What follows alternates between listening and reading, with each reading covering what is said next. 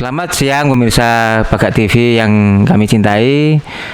Saya berada di kediaman Bapak Ahmad Fuad Rahman, SE, Sekretaris Fraksi PKS DPRD Kota Malang.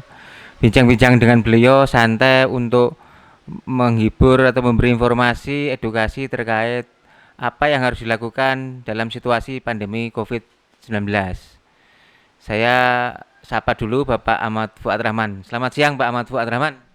Selamat siang, Assalamualaikum. Menurut Bapak Ahmad Fuad Rahman, sudah terjadi pandemi COVID-19 ini, bagaimana pendapat Mas Ahmad Fuad Rahman situasi pangan di Indonesia? Ya, eh, terima kasih. Jadi hari ini yang kami khawatirkan adalah kita akan mengalami krisis pangan mungkin 2, 3, sampai 4 bulan ke depan karena secara produksi akan menurun, ya, dan secara kebutuhan akan meningkat, ya. Karena kenapa? Karena kita ya membutuhkan di hari-hari pandemik ini. Apalagi situasi menjelang Lebaran ini ya Pak.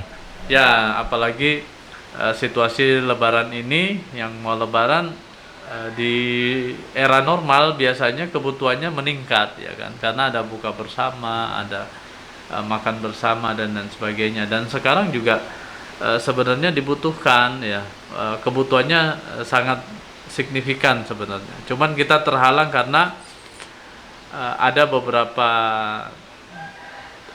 apalagi namanya daerah yang tidak bisa terdistribusikan produksinya seperti itu.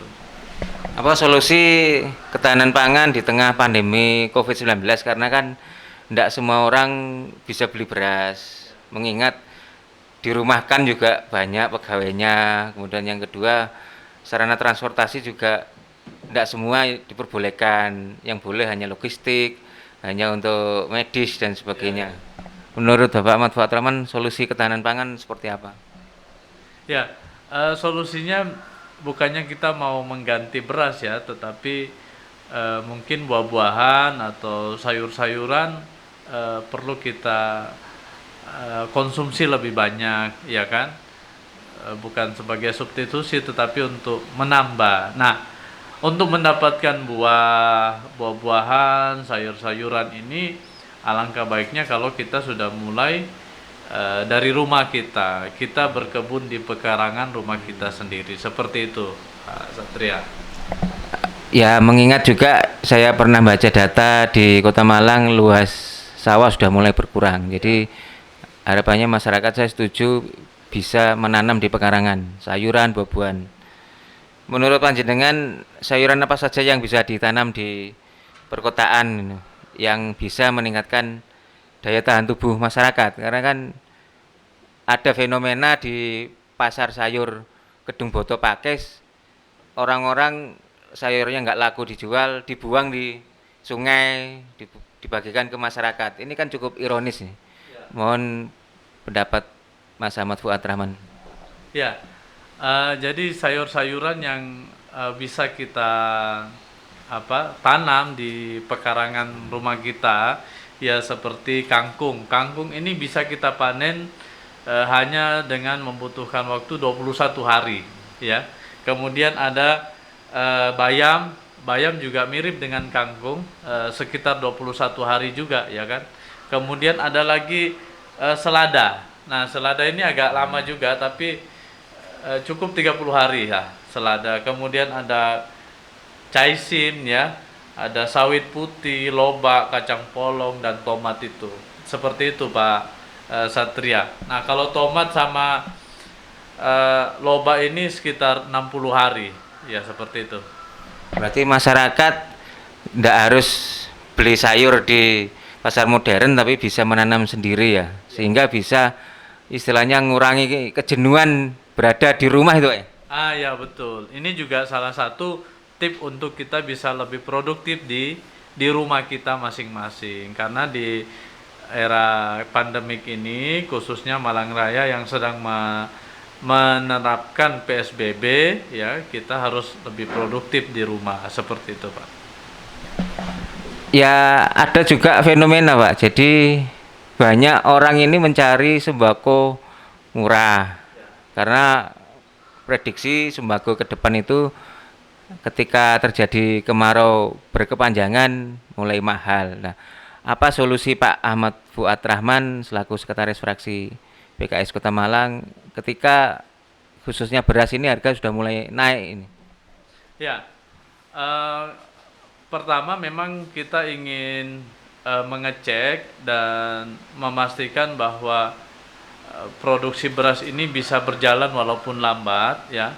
Yang kedua, kami yang juga anggota DPR ini memang menghimbau kepada pemerintah untuk memberikan program sembako murah ya, beras murah kepada masyarakat. Dan saya kira pemerintah Kota Malang bisa bekerja sama dengan Bulog ya untuk bisa menyediakan sembako murah tetapi dengan menerapkan protokol kesehatan physical distancing sehingga tidak ada kerumunan di sana.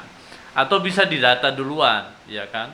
Daerah mana misalnya, RW mana kita bagikan, ya kan? Yang betul-betul membutuhkan, ya kan? Yang sebagaimana pernah saya lakukan sebelum PSBB di masyarakat, ya kan? Kita menyajikan sembako murah dan khususnya juga beras murah seperti itu. Ya, terima kasih. Berarti ada kebijakan dari DPD PKS Kota Malang untuk masyarakat Kota Malang supaya lebih terbantukan di masa pandemi COVID-19 ini Pak ya. Yang sudah dilakukan kira-kira donasinya senilai berapa atau apa aja yang sudah dibagikan ke masyarakat? Ya, kalau secara umum ya PKS ini sudah mengeluarkan ya membuat program di masa pandemik ini itu sekitar 165 juta ya. Ya, mohon maaf, 167 juta 534.900 ya. Di antaranya kami membelikan masker ya senilai 35 juta, kemudian ada disinfektan 800 liter senilai 24 juta ya. Kemudian ada APD 180 pieces seharga 16.200 ya. Hand sanitizer ada 350 paket senilai 17.500. Operasional penyemprotan di 202 titik ya. Senilai 8 juta dan sembako BLT sebanyak 1.298 paket setara dengan 66.504.900. Nah, ini yang sudah kami rekap dan pastinya ke depan akan bertambah lagi, apalagi di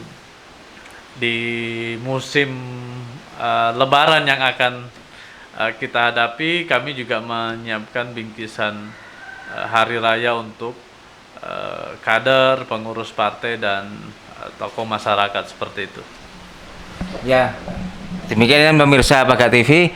Alhamdulillah DPD PKS Kota Malang melalui fraksi PKS DPRD Kota Malang telah membantu masyarakat Kota Malang dalam menghadapi pandemi COVID-19 dan juga yang disampaikan tadi Mas Ahmad Fuad terkait ketahanan pangan juga mohon kiranya pemerintah Kota Malang bisa ikut memfasilitasi sehingga masyarakat tidak terbebani dalam membeli sayuran, buah-buahan dan sembako gitu Pak ya. Dan kedepannya perlu ada verifikasi data terkait penerima bantuan sembako murah itu Pak. Karena sampai saat ini yang saya dengar data-datanya belum bisa ditransparasikan. Mohon kiranya bisa dikawal oleh fraksi PKS DPRD Kota Malang. Demikian Pagat TV Kota Malang. Kita ketemu di lain waktu dan semoga PKS semakin dicintai masyarakat. Pagat TV, Pak Ancen Api, nggak ada komen.